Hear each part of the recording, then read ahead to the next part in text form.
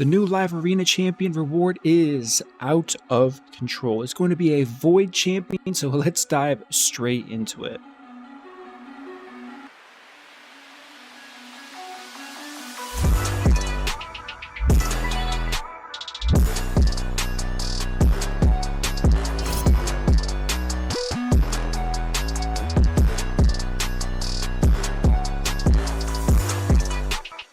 What up, team? It is MurderInc, and the new news that everyone's going to be talking about is this new champion, Quintus the Triumphant, the Bannerlord Void Legendary Champion that we can get from the new live arena system. It's probably going to take a while. Of course, there's going to be more details on that for sure. But let's go over this guy's kit and see just how meta-defining he's going to be. We have an A1 Encore performance, attacks one enemy, places an extra hit if the target has no buffs if this attack is critical, repeats the attack once. So a lot here, potentially up to 4 hits on the enemy champion, and of course multipliers to be determined. So we'll talk about the passive later, but it's looking very strong. Next, we have the A2, attacks one enemy, removes all buffs, then places defense down debuff from the target for 2 turns. Before attacking, this effect cannot be resisted or blocked. Plarium, this would have been great, but you're forgetting about one thing. What is it? We all know sheep. What were you thinking giving this to a nuker? Anyways, the second part is damage inflicted by this skill cannot be decreased by enemy passives or masteries except by the passive skills of bosses. Interesting interaction for sure. Damage inflicted by this champion can also not be increased by either this champion's masteries or ally passive skills except when attacking bosses once again. So I like the first part, can't be decreased. The second part, it may put him at a disadvantage. So what does this mean? I mean, for competitive arena, maybe not so much. However, there are quite a few passive skills that many players use in the arena to increase damage. What am I talking about? Bad Alcazar has one, Gerptuk has one as well, so nothing like this, and of course there are many other options, but nothing like this will affect the damage of this strip away, unless you're attacking bosses, and I'm not going to say it's bad for bosses, but the company at least is focusing for this guy to be an arena champion, but they have missed the mark on what they think champions are good at many times in the past, so we shall see for sure once he's tested. Next, we have an A3 called Crowd Favorite. 4-turn cooldown, attacks all enemies, placing an attack up, increase crit damage buff on the champion for 3 turns before attacking, resets the cooldown of strip away if the skill kills an enemy. So really cool interaction here. I like the fact that it resets on kill.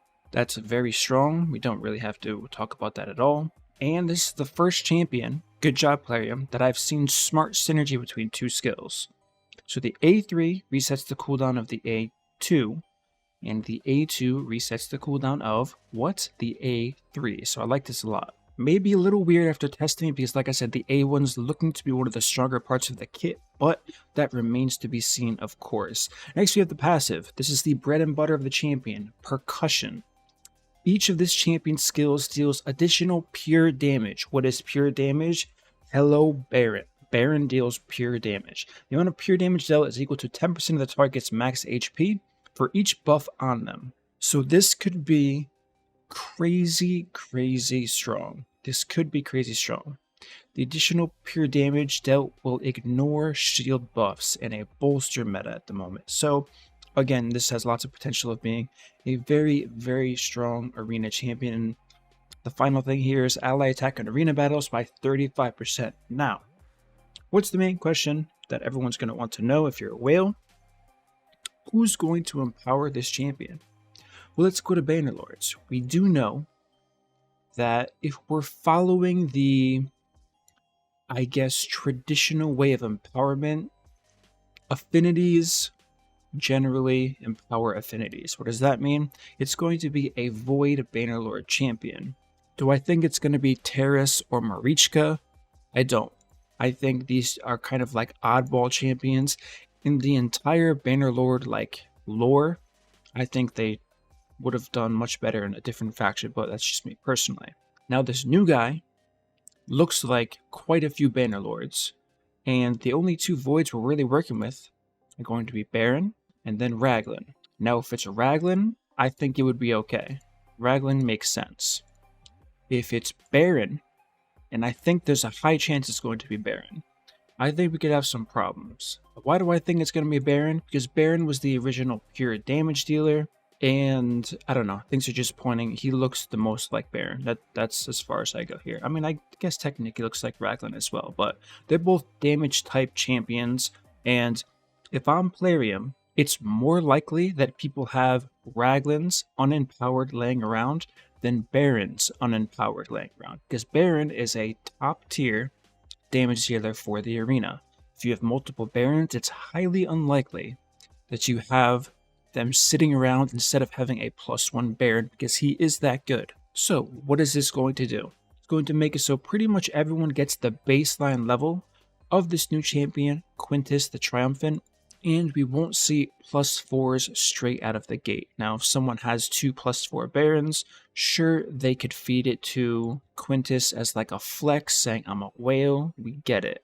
But as far as a better way to manage like an even playing field, I do think it would be smart to do Baron, because like I said, Baron's very strong. It's highly unlikely anyone's going to waste a Baron empowerment for this new champion unless he turns out to be insanely strong, which he's good for sure.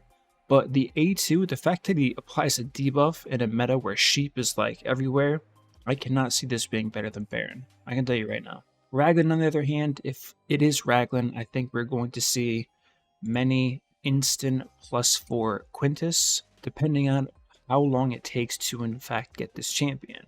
However, this is also under the assumption that this guy's going to be easy to get for most players. If he's not easy to get for most players, then there's going to be riots. I can tell you that right now. If it's something that's locked behind gold, and gold becomes, I don't know, we have to see how their matchmaking system is. So this is all assuming you've watched the new What's Next or update video from the official Raid Shadow Legends channel. If you haven't, definitely go and check it out.